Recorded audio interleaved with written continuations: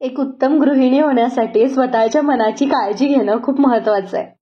कारण आपलं माइंडसेट जर योग्य असेल, हेल्दी असेल, तरच आपण घराची आणि इतरांची योग्य काळजी घेऊ शकतो. नमस्कार मंडळी, मी सायली आणि आजचा व्हिडिओ खूप खास आहे. रोजचं आयुष्य जगताना आपण बायकांनी स्वतःसाठी काय केलं पाहिजे, मी काय करते हेच आज मी तुम्हाला सांगणार आहे. कारण त्याने रोजच्या आयुष्यातला आनंद वाढतो. माझ्या आयुष्यातला आनंद वाढलाय. तुम्हाला माहिती आहे का, जेव्हा आपण घरामध्ये अत्यंत नीटनेटक्या अवतारामध्ये वावरतो ना, तेव्हा प्रत्येक काम करताना आपल्याला फ्रेश वाटतं. मी पूर्वी खूप साधारण अवस्थेत घरात वावरायचे. आंघोळ केल्यावरही न केल्यासारखं वाटत होतं असं कधी कधी. पण त्याने मन आजारी पडतं. त्यामुळे टापटीप राहा, ती सवय लावून घ्या. कारण त्याने तुमची एनर्जी सुद्धा वाढेल आणि घरामध्ये असलेली तुमची व्हॅल्यू सुद्धा नक्कीच वाढेल. मला ना वेगवेगळी माहिती सांगणारे पॉडकास्ट ऐकायला फार आवडतात, पण त्यासाठी वेळ मिळायचा नाही. मग मी स्वयंपाक करताना 1.5-2 तास मस्त आवडत्या युट्यूब चॅनलवरचे पॉडकास्ट ऐकते किंवा ऑडिओ बुक्स ऐकते. वेळ काढावा लागतो, हे खरं आहे. कारण वेळ कोणालाच नसतो, मग गृहिणी असू देत किंवा वर्किंग वुमन असू देत. पण दिवसभरात स्वतःच्या आवडत्या गोष्टीसाठी वेळ काढाच. छान छान गाणी ऐका, इंटरव्ह्यूज ऐका, पॉडकास्ट ऐका. आयुष्यात आणि माइंडसेटमध्ये त्याने खूप जास्त फरक पडतो. आणि तुम्हाला माहिती आहे, स्वयंपाक करताना ना आपण खूप जास्त झोकून देऊन स्वयंपाक करतो. पण दिवसभरामध्ये जास्तीत जास्त पाणी पिलं पाहिजे हे आपल्याला माहिती असतं.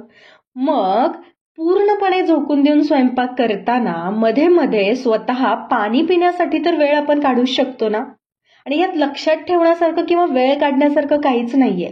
ते आपण आपल्यासाठी करतोय आणि आपल्यासाठी हे करायलाच पाहिजे. उलट स्वयंपाक करण्यासाठी वेळ काढायला पाहिजे, पण स्वतःची काळजी घेण्यासाठी जास्तीत जास्त दिवसभर पाणी पिण्यासाठी वेळ काढायला नाही पाहिजे. ते करायला पाहिजे, कारण ते तुमचं काम आहे. तुमच्यासाठी इतर कोणी जास्त पाणी पिणार नाहीये, ते तुम्हालाच करायला पाहिजे. त्यामुळे मी अशी बॉटल करून ठेवते आणि एक भाजी झाली की अर्धी बॉटल पाणी पिते, चपाती झाली की अर्धी बॉटल पाणी पिते, भात झालं की आणखी पाणी पिते. सो ह्या गोष्टी आपल्याला स्वतःला सांगायच्या, स्वतःवरती काम करायचंय आणि स्वतःचा माइंडसेट बदलायचा आहे. जितकं आपण चांगलं चांगलं खातो पितो ना, तितकंच आपल्याला चांगलं चांगलं ऐकायलाही शिकायचंय. छान छान इंटरव्ह्यू, छान छान पॉडकास्ट ऐकायचेत आणि त्यामुळे ना आपल्या आयुष्यात खरंच खूप जास्त मोठा बदल होतो. हे मी स्वतः अनुभवतेय.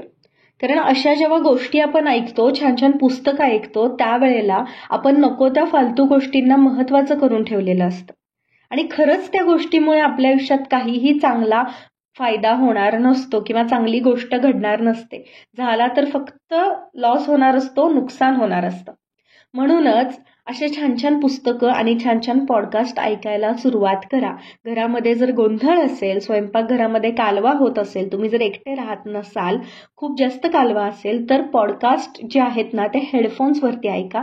पण ते ऐका, कारण स्वयंपाक करतानाच आपल्याला वेळ असतो आणि त्यावेळेला आपण छान छान विचार मनामध्ये घ्यायचेत आणि तेच विचार स्वयंपाकात सुद्धा उतरले जातात आणि नक्कीच आपलं आयुष्य बदललं जातं. माझं बदललंय, तुमचंही नक्की बदलेल. त्यामुळे मी तुम्हाला प्रवृत्त करतेय, फोर्स करतेय की छान छान गोष्टी ऐका, वाचा, शिका आणि नुसता वाचून थांबू नका, तर त्या अंमलामध्ये आणा. छोटे छोटे गोष्ट असतात, छोटे छोटे बदल असतात जे आपल्याला आपल्या रोजच्या आयुष्यामध्ये उतरवायचे आहेत.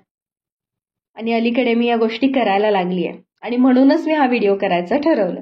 कारण जेव्हा मी एखादी गोष्ट ट्राय करते, ती जास्तीत जास्त वेळापर्यंत मी ट्राय करते, त्याचे काय फायदे होतात ते बघते आणि मगच मी त्यावरती बोलते, त्यावरती व्हिडिओ करत असते. आणि स्वतःसाठी वेळ काढायचा आणखीन एक सोपा उपाय म्हणजे तुम्ही कामांची लिस्ट करा किंवा एक टाइम टेबल करा.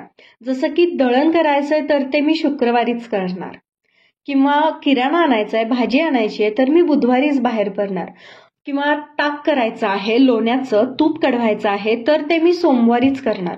अशी तुम्ही कामांची यादी करा, एक टाइम टेबल करा, त्यासाठी दिवस ठरवा आणि त्या दिवशी तेच काम करा. म्हणजे एका दिवशी तुमची 2-3 कामं अशी एकत्र येणार नाहीत आणि तुम्हाला पुरेसा वेळ स्वतःसाठी मिळेल. हे करण्यासाठी तुम्हाला शांत बसावं लागेल, आठवावं लागेल की तुम्ही काय काय कामं करता. कारण आपण कामं करतो पण आपल्याला माहितीच नसतं की आपला वेळ नेमका कुठे जातो आणि कुठल्या कामांमध्ये जास्त जातो. त्यामुळे जरा थांबा, शांत बसा, एक वही पेन घ्या, यादी करा कामांची, त्याला दिवस ठरवा.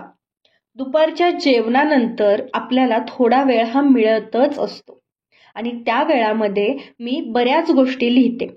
आता मला लिहिल्याने मोकळं वाटतं म्हणून मग मी लिहिते. तुम्हाला काय केल्याने मोकळं वाटतं? तुम्हाला गाणं म्हटल्याने मोकळं वाटतं का? किंवा तुम्हाला पेंटिंग करायला आवडतं का? किंवा तुम्हाला एखादी छान गोष्टी ज्या असतात, वस्तू असतात, त्या विणायला आवडतात का? काय करायला आवडतं? एखादा पिक्चर बघितल्यावर तुम्हाला छान वाटतं का? त्या गोष्टी तुम्ही करा. रोज दुपारचा वेळ आपल्याला मिळतच असतो, त्यावेळेला तुम्ही या गोष्टी करायलाच पाहिजे. कारण जेव्हा आपण या गोष्टी करतो ना, तेव्हा आपण इमोशनली खूप जास्त मोकळे होतो. आपल्या मनामध्ये ना इमोशन्सचा गुंता नाही होत आणि आपला फोकस जो आहे ना तो दुसरीकडे जातो.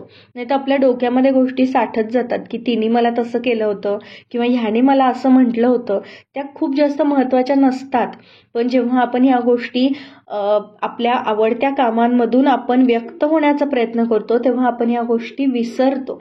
आपल्या आयुष्यामध्ये त्याचं दुय्यम स्थान येतं आणि आपल्या आवडत्या गोष्टी करणं पहिल्या प्रायोरिटीवरती येतं आणि हे होतं. आणि ह्यामुळे आपल्याला मानसिक त्रास होत नाही. आपलं मन खूप जास्त आनंदी, उत्साही आणि हेल्दी राहतं. मनामध्ये चांगल्या गोष्टींचा साठा होतो. त्यानंतर संध्याकाळच्या वेळेला घरामध्ये खूप जास्त छान वाटत असतं आमच्या असं. तर हा सूर्यास्त बघून तुम्हाला ही गोष्ट सांगावी वाटली. पण मला हे तुम्हाला सांगायचं आहे की दिवसभरामध्ये प्राणायाम करणे आणि हातांचे, मानेचे व्यायाम करणे, कमरेचे व्यायाम करणे खूप जास्त महत्त्वाचं आहे. कारण जसं जसं वय वाढत जाईल तसं तसं आपले हात दुखायला लागतात, कंबर दुखायला लागते. जास्तीत जास्त मोबाईल बघून, टीव्ही बघून किंवा लॅपटॉपवरती काम करून, मोबाईलवरती काम करून, पुस्तकं वाचून मान दुखते. नको ते ओझं आपण वाहिलेलं असतं, कसंही आपण काम केलेलं असतं, वाकलेलो असतो, उठलेलो असतो, बसलेलो असतो आणि त्याचा आपल्या शरीरावरती खूप वाईट परिणाम होत असतो. आणि हे सगळे जे स्नायू आहेत ना ते मोकळे होणे खूप जास्त गरजेचं असतं. आणि यासाठी तुम्हाला जिमला पैसे घालायचे आहेत बाबा किंवा योगाच क्लास लावायचा आहे बाबा असं काही नाही आहे. जे सोपे सोपे व्यायाम प्रकार असतात ते आपण मोबाईलवरती, यूट्यूबवरती बघून शिकू शकतो. आणि आजकाल यूट्यूब हे खूप मोठं माध्यम आहे स्वतःवरती काम करण्यासाठी.